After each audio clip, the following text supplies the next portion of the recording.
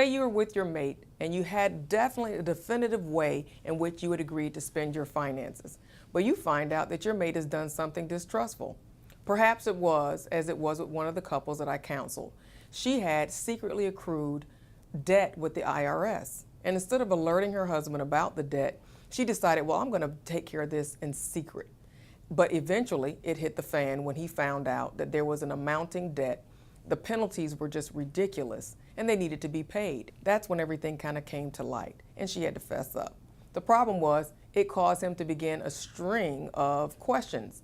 What else are you not telling me? Why would you do that? Do you know how many times we were together and we discussed our taxes? When were you ever going to tell me? Well, how do you begin to build trust? Because certainly this is a difficult situation. I think we have to start with full disclosure.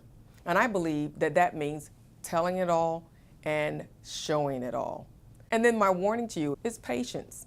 You have to be patient. When you wound someone, the problem is that we're very impatient and we want the bleeding to stop immediately. Well, when we're trying to rebuild trust, that's a process. You can break trust in just an instant, but it usually takes a process, a long process to rebuild it. So here are some steps that you can take.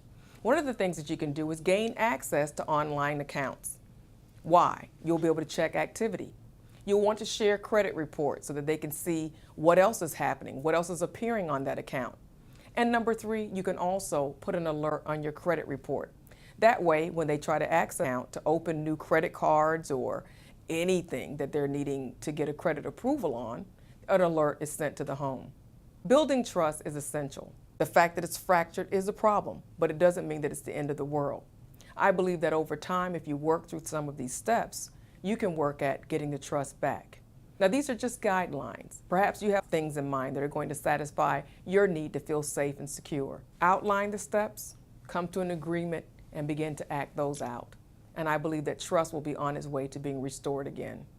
One of the problems that couples seem to complain about often while they're in the process of rebuilding trust is the fact that the issue is rehearsed over and over and over again, and they get tired of hearing about it.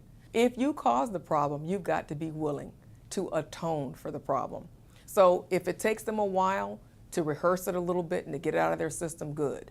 But if you are the victim of betrayal, you have to remember that there has to be a statute of limitations on how often you're going to rehearse it. It's time to move on. So you're going to go through your grieving process, you're going to go through your anger and those other stages, but then eventually you got to get back on the road to repair.